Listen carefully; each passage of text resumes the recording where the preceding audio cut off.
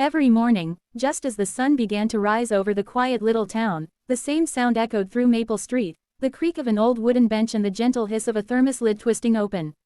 Mr. Thomas, a man in his late 70s, with silver hair tucked under a flat cap and eyes as kind as the morning light, settled into his usual spot on the corner near Lincoln Elementary School. He wore the same navy blue coat, slightly frayed at the edges, and held a small hand-painted sign that read, "Good morning, you matter." To many, Mr. Thomas was just a fixture of the street, like the old oak tree by the library or the cracked sidewalk near the bakery. But to him, this daily ritual was everything. He didn't have family left. No one waited for him at home. But he had this bench. And he had the kids who passed by it every day. "Good morning," he'd call out with a bright smile, giving a small salute or a wave. Most of the kids responded with a polite nod or a grin. Some ran past without a glance, headphones in and heads down. But Mr. Thomas never missed a day. Never gave up. He believed that sometimes, just one word, one gesture of kindness, could be enough to change the course of a day, or a life. There was one boy, though, who intrigued him more than most. A small, thin kid with a mop of messy brown hair and a backpack nearly too big for his shoulders. He walked alone, always alone. Mr. Thomas had noticed him weeks ago. Every morning, the boy walked by in silence, eyes fixed on the ground, never responding to the greeting. Still, Mr. Thomas smiled at him every day. And said it anyway. "Good morning, son." That boy's name was Eli. He was 10 years old and had mastered the art of being invisible. At school, Eli rarely raised his hand. He sat at the back of the class and quietly ate lunch by himself. He didn't get invited to birthday parties. He didn't join the after-school games. He wasn't bullied, just overlooked, like he was never really there. At home, things weren't much better. Eli lived in a small, one-bedroom apartment with his mom. She worked the night shift at a diner and cleaned houses during the day. She loved Eli, but exhaustion had a way of dulling even the brightest love. Their conversations were short, their dinners mostly silent. Some nights, she'd fall asleep at the kitchen table before Eli could even show her his spelling test. They didn't have much. No car, no cable, no bedtime stories. Just bills on the counter and silence in the air. And so, Eli got used to walking alone, eating alone, and keeping his words locked up inside his chest. He figured no one noticed him. He figured no one would care if he spoke or didn't. But every morning, that old man was there. "Good morning, son," he'd say. Warm, gentle, like Eli was someone worth greeting. Like he mattered. At first, Eli ignored him. Then, he began to glance in his direction. Then, for a brief second one day, he wondered why the man kept saying hello, even when he never answered. He didn't know it yet, but those 3 words, "Good morning, son," had begun to chip away at the walls he had built around himself. And though he never said it out loud, he had started to look forward to hearing them. It was the kind of morning that made your breath curl in the air like smoke. Frost glazed the sidewalk in a thin sheet, and Eli's jacket, too small for him now, barely kept the cold out. He trudged his usual path to school, hands in his pockets, shoulders hunched. His eyes were on the pavement, as always, but his mind was elsewhere. The night before had been especially hard. His mom had come home crying. He heard her through the thin walls of their apartment, whispering on the phone about bills, rent, and how tired she was. Eli had stayed in his room, pretending to be asleep, hugging his pillow tightly.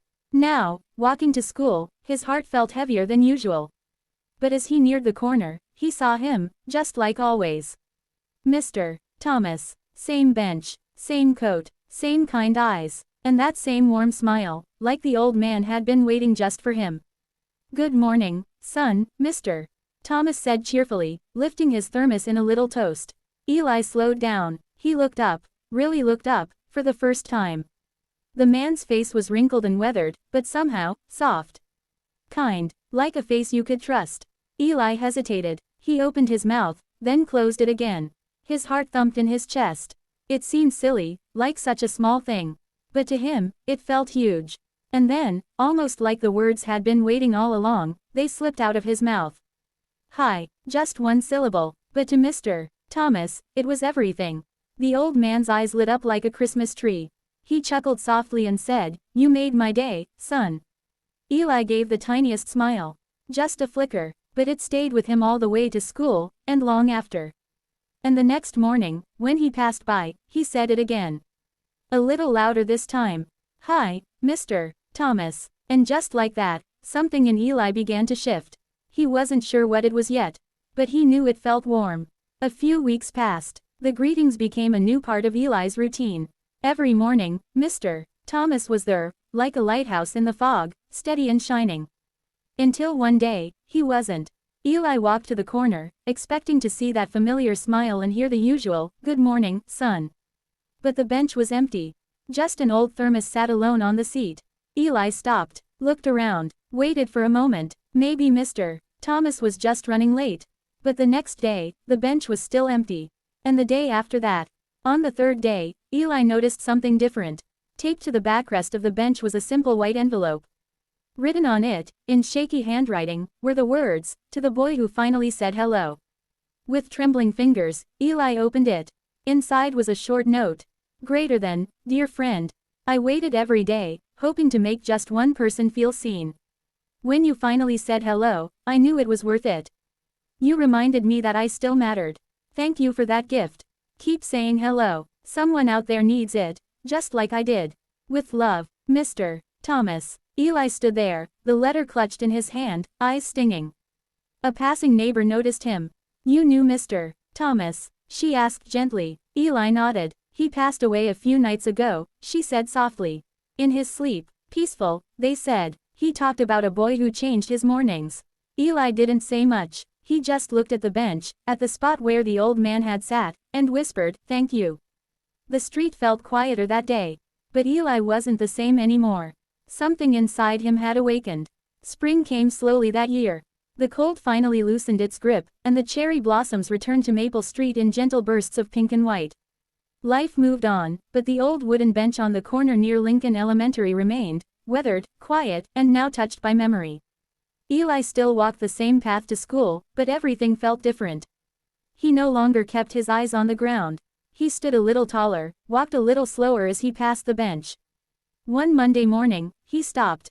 He sat down. In his hands were 2 juice boxes, 1 apple, 1 grape. He didn't really like apple, but Mr. Thomas might have. He placed it gently on the corner of the bench, beside a small laminated sign he had made with a black marker. It read, "Say hi, you matter." As students passed by, some glanced. A few stared. And then, a little girl, maybe 7 years old, with pigtails and a stuffed bunny, peeking from her backpack, slowed down. She looked at Eli curiously. He smiled, a little nervous. "Hi," she blinked, then smiled back. "Hi," and just like that, something tiny and powerful happened. She skipped away, but Eli stayed a moment longer. The wind rustled the trees above, scattering petals like whispers. Eli didn't fully understand the weight of what he was doing. He only knew that someone once waited every day just to say hello, and it had changed him. Now, it was his turn. From that day forward, the bench was never just a bench again. It became a place of quiet kindness. A place where a simple word could still change a heart. And every morning, Eli made sure to be there, just in case someone else needed to hear it. Hello.